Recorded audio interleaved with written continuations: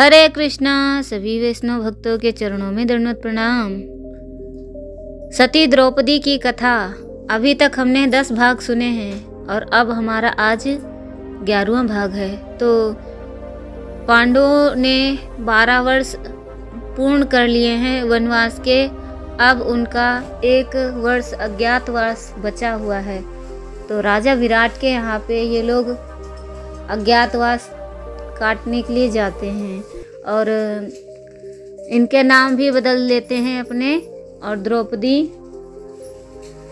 रानी सुदेशना के सिरेंद्री बनती हैं, उनके केसों को संवारने का काम करती हैं। तो चलते हैं हम अब। और कीचक का वध होता है। कीचक द्रौपदी पर कुदृष्टि डालता है और तब द्रौपदी अपने पति भीम से कहती हैं कि आप इसको मृत्यु दंड दो। तो चलते हैं अब हम आगे।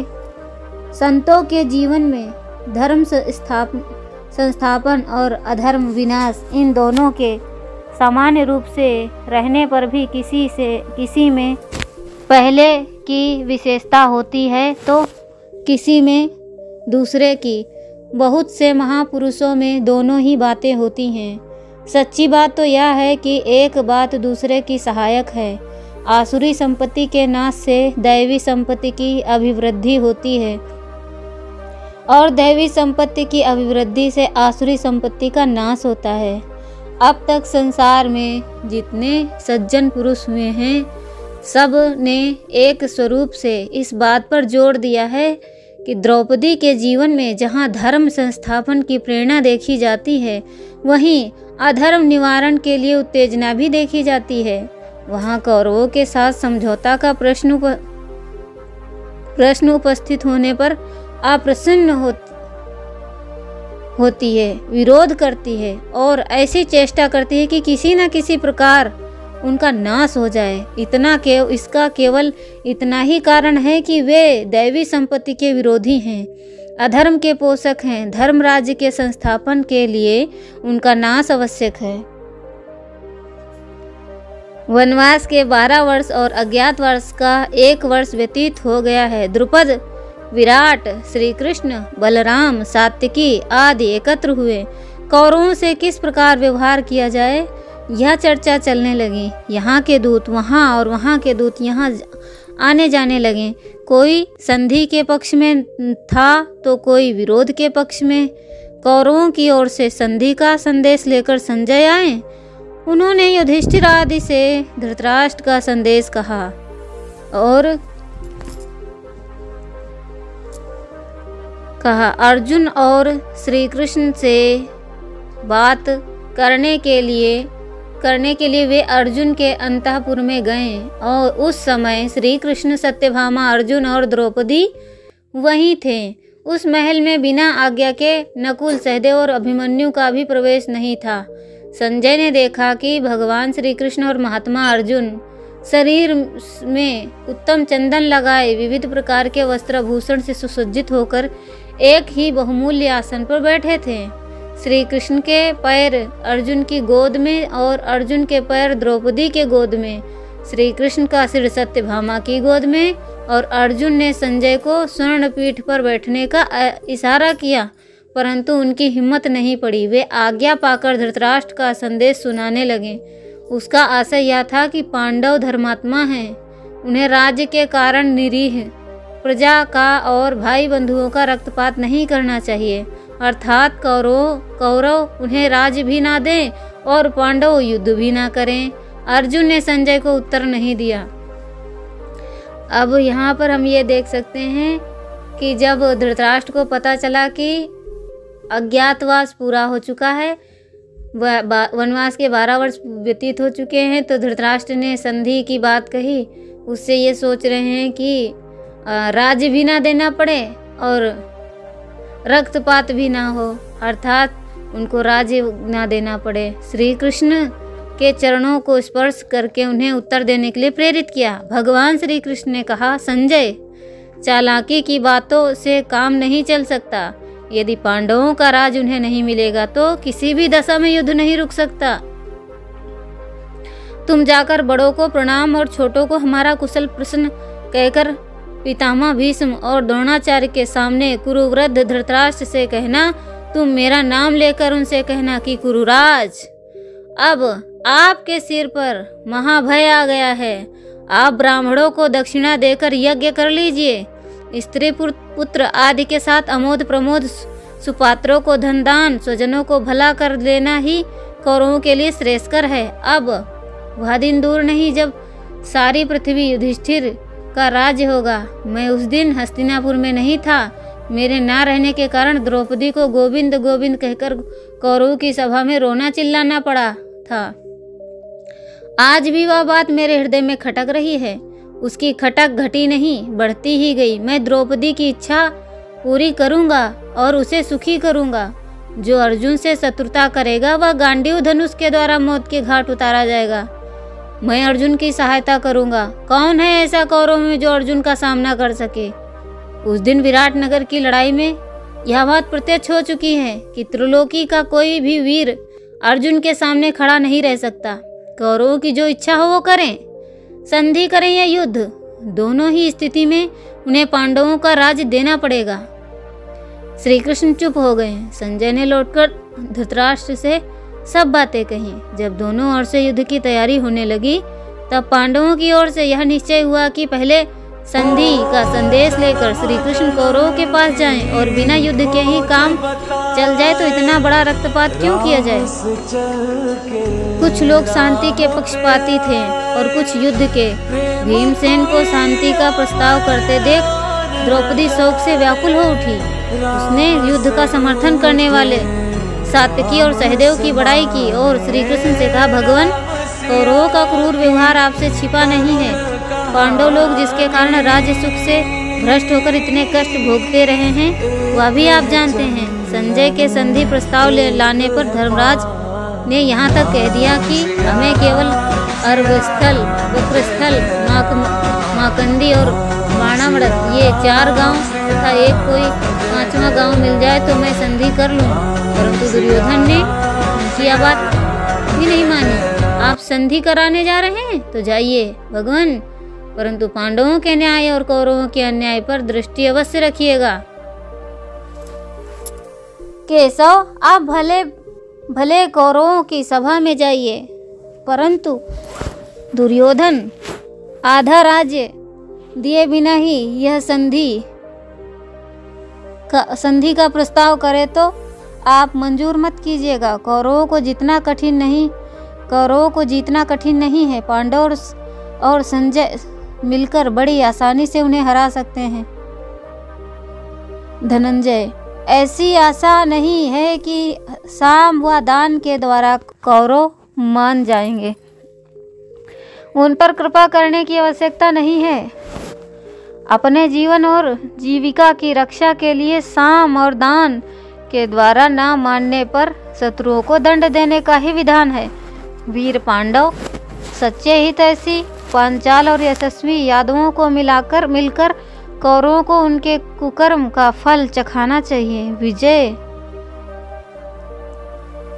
विजय में ही क्षत्रियों का यश है।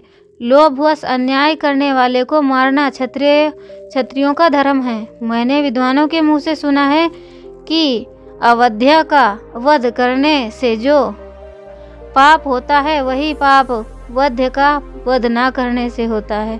इसीलिए ऐसा उपाय कीजिए जिससे पांडवों, पांचालों और यादवों को उस पाप का भागी ना होना पड़े। श्री कृष्ण, इस पृथ्वी पर मेरे समान दुखिया और कौन स्त्री होगी। मैं महाराज द्रुपद की अयोनिजा कन्या, धृष्टद्युम्न की बहन, आपकी प्रिय सखी, धर्मात्मा पांडु की पुत्रवधू और वीर पांडवों की धर्म पत्नी हूँ। मेरे गर्भ से 5 महारथी पुत्र हो चुके हैं।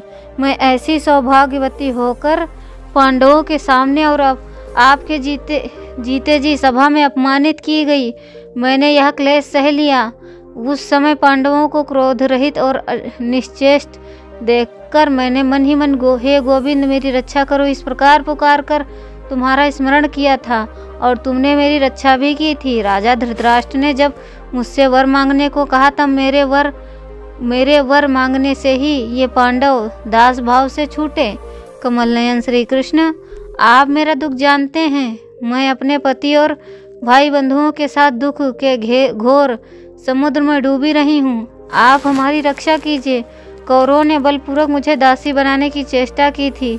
यदि ऐसी चेष्टा करने पर वे जीवित रहें तो अर्जुन के धनुष धारण करने को और भीमसेन के बल होने को सत सत धिक्कार है।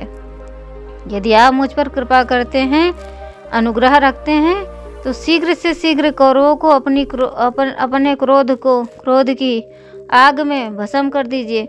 द्रौपदी नागिन के समान बिखरे हुए अपने काले काले लंबे केसों को बाएं हाथ में लेकर आंखों में आंसू भरकर गिड़गिड़ाती हुई कहने लगी, श्री कृष्ण, जब मेरे शत्रु संधि का प्रस्ताव करें कर्तव्य का निश्चय होने लगे तब दुशासन के हाथों से खींचे गए मेरे इन बालों को याद रखिएगा। यदि भीमसेन और अर्जुन युद्ध से विमुख हो जाएंगे तो दीन भाव स्वीकार करके संधि कर लेंगे तो मेरे बूढ़े पिता, मेरे महारथी भाई और अभिमन्यु के साथ मेरे 5 पुत्र कौरवों से युद्ध करेंगे। जब तक दुष्ट दुशासन के काले हाथों को काट कर धूल में लौटते हुए मैं ना देख लूँगी तब तक मेरा हृदय शांत नहीं हो सकता। मेरे हृदय में क्रोध की आग धधक रही है। 13 वर्ष तक मैंने उसे दबा रखा, अब मुझसे वह क्लेश नहीं सहा जाता। आज भीमसेन के कतार वचन मेरे कलेजे में बाण की तरह चुभ रहे। मेरा कलेजा फटा जा रहा है। द्रौपदी सिसक सिसक कर रोने लगी। उसका शरीर असहाय वेदना से कांपने लगा। श्री कृष्ण ने द्रौपदी को धीरज बांधते हुए कहा, पांचाली, अब वह दिन दूर नहीं जब तुम कौरवों की कुल स्त्रियों को रोते कलपते देखोगी। मैं युधिष्ठिर की आज्ञा से बड़े बड़े वीरों के द्वारा कौरवों का नाश कराऊंगा। यदि कौरव कालवश होकर मेरी बात नहीं सुनेंगे तो उनके शरीर में धूल में पड़े पड़े छटपटाएंगे और कुत्ते, सियार, गिद्ध उन्हें नोच नोच कर खाएंगे। चाहे नक्षत्रों सहित आकाश मंडल फटकर गिर पड़े, हिमालय अपनी जगह से टल जाए, पृथ्वी के सैकड़ों टुकड़े हो जाए, परंतु मेरा कहना झूठ नहीं हो सकता। रो मत, मैं सत्य कहता हूँ। तुम थोड़े ही दिनों बाद देखोगे कि तुम्हारे पतियों ने शत्रुओं को मार डाला और वे सारी पृथ्वी का एकच साम्राज्य भोग रहे हैं। भगवान श्री कृष्ण ने सबकी सम्मति से यात्रा की। श्री कृष्ण कौरवों के पास गए। उनकी कुछ ऐसी ही इच्छा थी, संधि नहीं। युद्ध की तैयारी हुई और दोनों ओर से लड़कर अनेकों वीरों ने सद्गति प्राप्त की।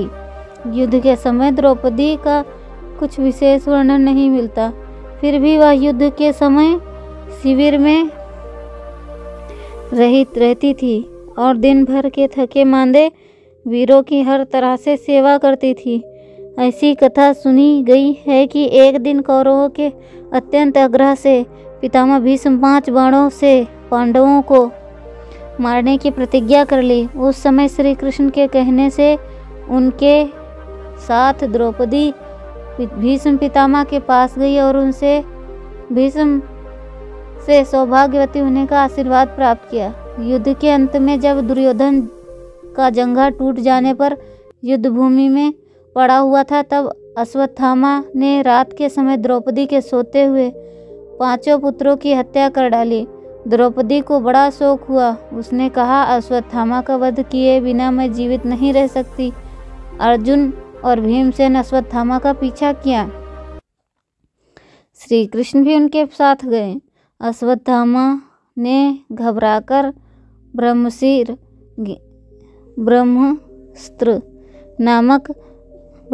नामक अस्त्र का प्रयोग करके अश्वत्थामा के अस्त्रों का तेज कुंठित कर दो और फिर दोनों का संहार कर लो।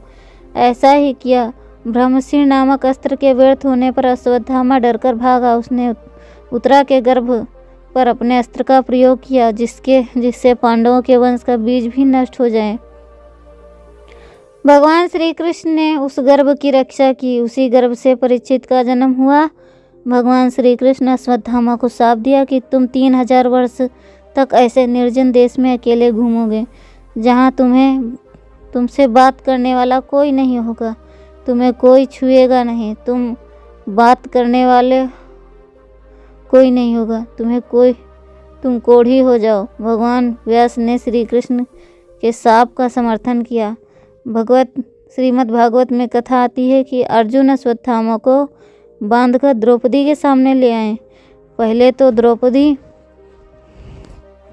अश्वत्थामा के मारने ही तुली हुई थी, परंतु उसने अश्वत्थामा को बंधा हुआ देखकर तब उसका हृदय दया से भर गया। उसने अश्वत्थामा को नमस्कार किया और अर्जुन से कहा, छोड़ दो, यह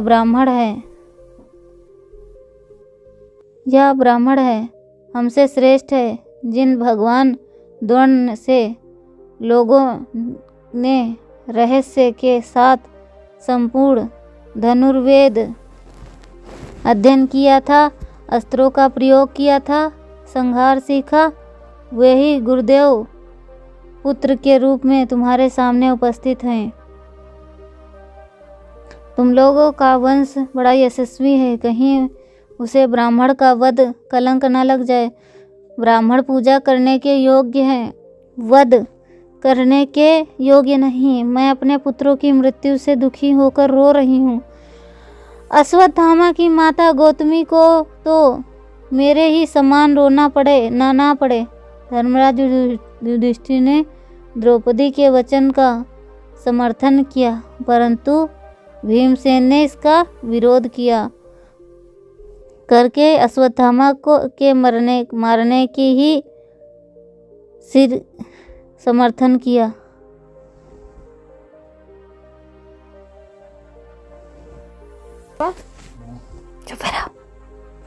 यशस्वी कहीं उसे ब्राह्मण का वध कलंक न लग जाए। ब्राह्मण पूजा करने के योग्य हैं, वध करने योग्य नहीं। मैं अपने पुत्रों की मृत्यु से दुखी होकर रो रही हूँ। अश्वत्थामा की माता गौतमी को भी मेरे ही समान रोना ना पड़े। धर्मराज युधिष्ठिर ने द्रौपदी के वचनों का समर्थन किया, परंतु भीमसेन ने उनका विरोध करके अश्वत्थामा के मारने का ही समर्थन किया। भगवान श्री कृष्ण ने अर्जुन से कहा, तुम इसके सिर की मणि निकाल लो, इससे दोनों ही बातें बन जाती हैं।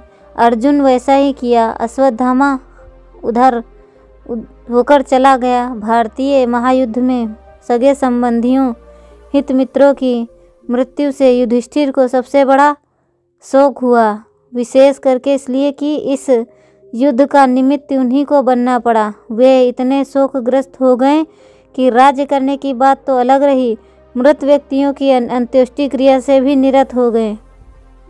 अर्जुन, भीमसेन, नकुल, सहदेव ने समझाया कि अब शत्रुओं का नाश हो गया, आप अब अकंटक पृथ्वी का राज्य भोगें, परंतु युधिष्ठिर के चित्त में किसी की बात नहीं बैठी। कुल कामिनियों में श्रेष्ठ धर्मदर्शिनी द्रौपदी धर्मराज के पास जाकर बड़े मीठे स्वर से समझाने लगी, स्वामिन, तुम्हारे भाई बड़े शोकग्रस्त हो रहे हैं। इन लोगों ने तुम्हारे साथ कितना कष्ट उठाया। सर्दी, हवा और अनेकों प्रकार के दुख सहते समय आप इनसे कहा करते थे कि हम युद्ध में शत्रुओं को जीतकर सारी पृथ्वी पर शासन करेंगे। आपके सारे शत्रु मारे गए और अब जब राज्य करने का समय आया तब आप इस प्रकार उदास हो गए हैं। क्या इनके वीरों के जीवन में दुख ही दुख बधा है?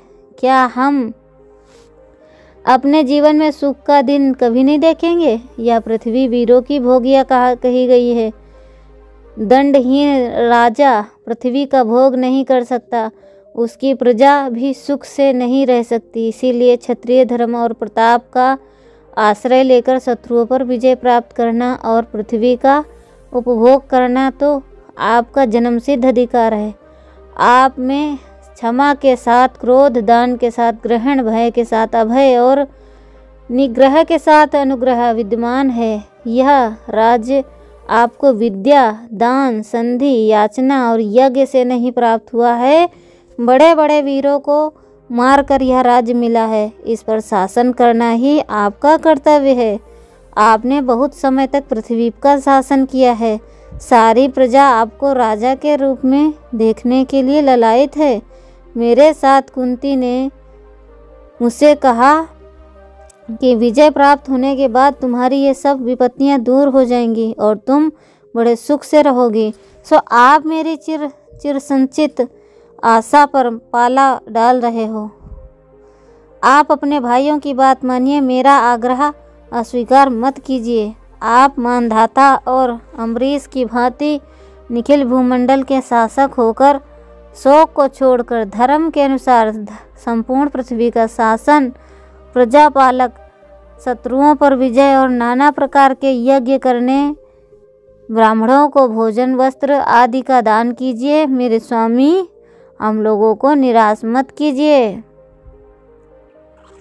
द्रौपदी के समझाने के बाद अर्जुन, व्यास, श्री कृष्ण आदि ने समझाया, जिससे युधिष्ठिर का शोक कम हुआ और उन्होंने युद्ध में मृत व्यक्तियों का अंत्येष्टि संस्कार किया। उनका राज सिंहासन पर अभिषेक हुआ और वे धर्मपूर्वक प्रजा पालन करने लगे। कृष्ण की प्रेरणा से द्रौपदी के साथ सभी लोग पितामह भीष्म के पास गए। वहां उन्होंने भीष्म पितामह के मुख से नाना प्रकार के इतिहास, पुराण, उपदेश सुने। उस समय उपदेश के अर्थ से इतिहास द्रौपदी वहां उपस्थित थी। एक दिन उपदेश के समय ही द्रौपदी को हंसी आ गई।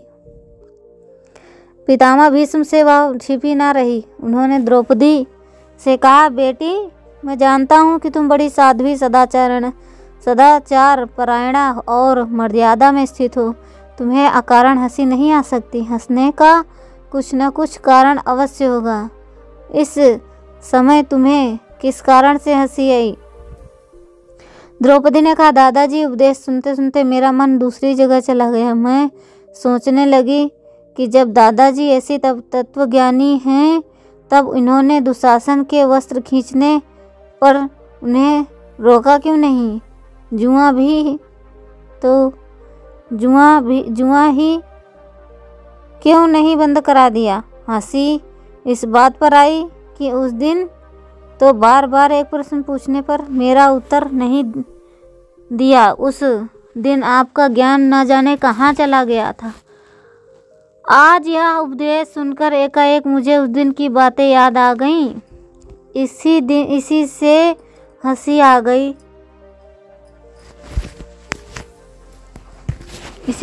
आ गई। पितामह भीष्म ने कहा, बेटी, उन दिनों मैं कौरवों का अन्न खाता था। उसी अन्न से मेरे शरीर का खून और मन बनता था। उससे प्रभाव से मेरे मन बुद्धि दूषित हो गए थे। इसी से मैं ठीक ठाक उत्तर नहीं दे सका। अब युद्ध में अर्जुन के बाणों के लगने से मेरे शरीर का दूषित रक्त निकल गया और कई दिनों तक उपवास करने के कारण मन शुद्ध हो गया। श्री कृष्ण ने मेरी बुद्धि में तत्व ज्ञान प्रकाशित कर दिया। इससे मैं इन प्रश्नों का ठीक ठीक उत्तर दे रही हूँ। द्रौपदी का समाधान हो गया। भीष्म की मृत्यु के अनंतर पांडवों ने अश्वमेध यज्ञ किया। उसमें द्रौपदी का प्रधान हाथ था। उसी की सम्मति से उलझे हुए काम सुलझाया करते थे। वह छोटे छोटे कामों को अपनी दृष्टि के सामने कर रखती थी। कोई कठिन समस्या उपस्थित होने पर स्वयं श्री कृष्ण को याद करती थी और पांडवों को भी उन्हें याद करने को कहती। उसके स्मरण करते ही श्री कृष्ण आ जाते थे और फिर विषम समस्या के हल होते विलंब नहीं होता। सच्ची बात कही गई है। कही जाए तो यही कहना होगा कि द्रौपदी का जीवन श्री कृष्णमय था। वह विपत्ति के दिनों में जिस प्रकार श्री कृष्ण की याद करती थी, वैसे ही संपत्ति के दिनों में भी श्री कृष्ण की ही स्मृति में तन्मय रहती। धर्मराज युधिष्ठिर बहुत दिनों तक पृथ्वी पर राज्य किया। बड़े बड़े यज्ञ, दान, व्रत आदि करते। कुटुंब में पूर्णतः शांति थी, प्रजा सुखी थी, न आधि थी न व्याधि। धर्म राज्य में इस प्रकार धर्म संस्थापन हो गया कि लोगों को सतयुग सा प्रतीत होता था। दुराचारी, व्यभिचारी, चोर, डाकू आदि का अभाव सा हो गया। राज्य के किसी अंग में किसी प्रकार की त्रुटि नहीं थी। सभी अपने अपने कर्तव्य पालन में तत्पर थे। द्रौपदी घर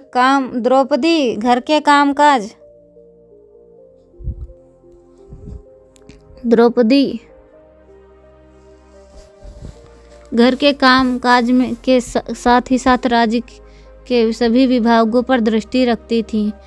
उस पर राज्य का भार छोड़कर युधिष्ठिर तो निश्चिंत ही रहते थे।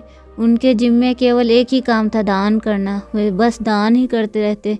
द्रौपदी के संग से बहुतों में भगवान के प्रति श्रद्धा, विश्वास, प्रेम, भक्ति की जागृति हुई।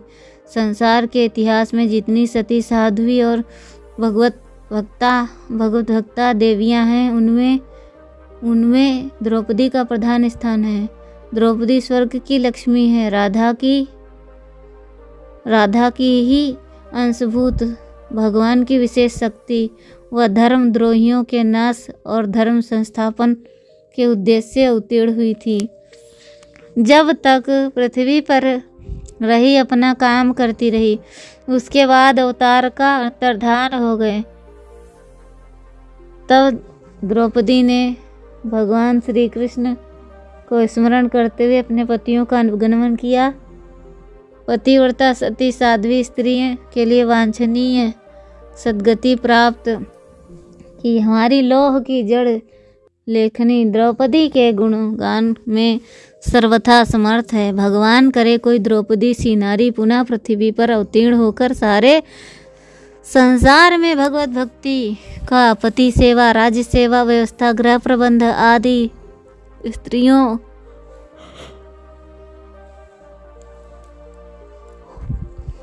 स्त्रियों के कर्तव्य पालन का आत्मसम्मान, उत्साह और धैर्य आदि सद्गुणों का आदर्श स्थापित कर दे और जगत के धर्म प्रेमियों को अपने चरण चिन्हों पर चलाकर सारे जगत का कल्याण करे। प्रातः स्मरणीय द्रौपदी के स्मरण से उसका भाव, भगवान के प्रति विचल विश्वास हमारे हृदय में भी आवे। हम भी उसी की भांति भगवान पर विश्वास करें और प्रेम, यह वांछनीय है। तो हरे कृष्णा कृष्णा कृष्णा हरे हरे, हरे रामा राम राम हरे हरे।